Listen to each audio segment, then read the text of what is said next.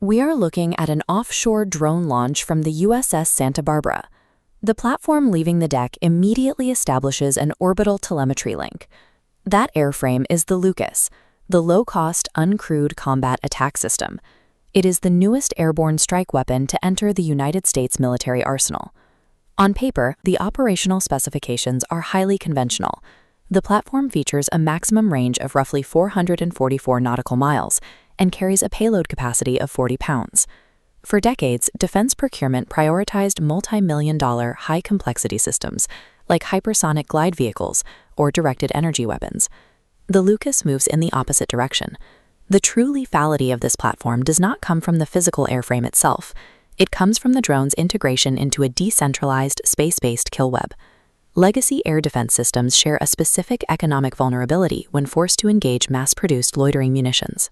They rely on high-precision, low-volume interceptors to destroy cheap, high-volume threats. The estimated unit cost to produce a single Lucas platform is approximately $35,000. Compare that to the price tag of a modern Patriot PAC-3 interceptor missile, which sits at roughly $4 million per unit. Even standard offensive assets showcase this disparity. A single Tomahawk cruise missile costs around $2 million. This split-screen ledger models modern attrition. On the left, $35,000 drones are churned out by the thousands. On the right, the defender must launch $4 million interceptors to stop them. Rapid production of cheap drones forces adversaries to exhaust their expensive interceptor stockpiles. Weaponizing this specific cost-to-kill ratio forces the enemy into a financially difficult attrition cycle. It mathematically challenges their fundamental capacity to sustain long-term warfare.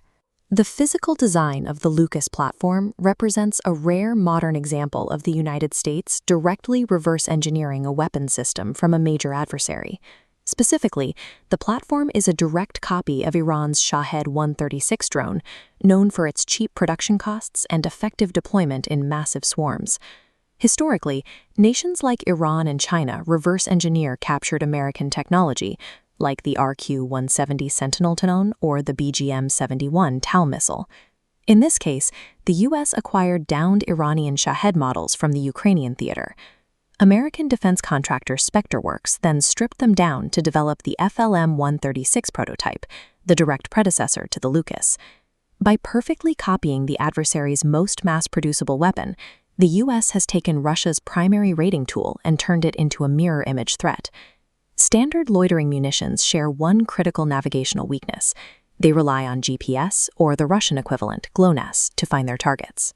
These navigation networks operate in medium Earth orbit, or MEO, roughly 12,500 miles above the Earth, relying on a sparse constellation of just 31 GPS satellites.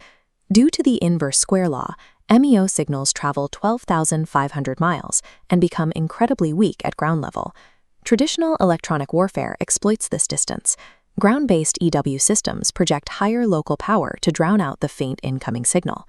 Russian military doctrine relies heavily on localized jamming systems like the truck-mounted GTEL. These platforms create dead zones that sever the GPS link, causing incoming drones to veer off course or crash. The Lucas platform solves this by abandoning GPS. The critical hardware modification on the roof of the drone is a commercial Starlink or military Starshield communications terminal. Shifting guidance from a static MEO navigation signal to a commercial LEO communications network bypasses the core mechanics of established Russian electronic warfare doctrine. The Starlink network operates in low Earth orbit.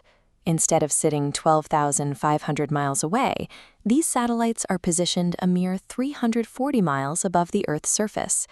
This extreme physical proximity increases the raw signal strength hitting the drone's receiver. Overpowering a signal transmitted from 340 miles away requires significantly more power. Unlike the sparse GPS layout, the LEO Starlink mesh consists of over 10,000 satellites moving at Mach 22 to blanket the globe. A single terminal does not rely on one satellite. It continuously bounces its telemetry link between multiple shifting nodes in the mesh geometry. When utilized by the military, this hardware taps into the Starshield layer, a specialized network utilizing government-owned nodes, enhanced encryption, and tightly controlled key management. The system also employs spread spectrum modulation. The data transmission is distributed across a wide, constantly shifting range of frequencies, rather than broadcasting on a single channel. a network capable of constant physical node switching, combined with cryptographic frequency hopping, circumvents the signal vector requirements of terrestrial jamming. To jam a LEO terminal, an adversary cannot simply broadcast static interference into the sky. They must overpower a multidirectional, highly localized signal that changes its spatial geometry from millisecond to millisecond. In spread spectrum modulation, if an adversary targets a single frequency slice, the data has already moved. The jammer hits empty noise. Even if a jammer blankets the entire frequency spectrum, cryptographic key authentication acts as a shield, locking out the blanket interference. Russia has tested specialized countersystems like Tobol and Kalinka, but they face significant power and cryptographic hurdles when matched against the Starshield architecture. Frontline hardware currently lacks the raw power and cryptographic synchronization required to disrupt this network at scale. During terminal descent, the unjammable LEO link yields a distinct advantage. The drone maintains a high bandwidth connection until the very last split second. This connection allows an operator sitting half a world away to achieve FPV-level precision. They can fly a munition through a specific window of a target building. The primary targets for these strikes are the multi-million-dollar Russian EW jammer trucks themselves. This creates a paradox for the defender. To even attempt to jam the LEO network, the EW truck must emit a continuous and localized electromagnetic signature. The moment a defense team activates their jamming equipment, they identify themselves as a high-visibility target. The act of turning on a defensive shield converts it into a homing beacon for a $35,000 drone. When we zoom out from the tactical strike to the macro-geographical level, the true scale of the vulnerability becomes clear: the size of contested operational airspace. Recent simulation data from Chinese military researchers assessed exactly how much hardware volume is required to suppress LEO connectivity over a single geographic region.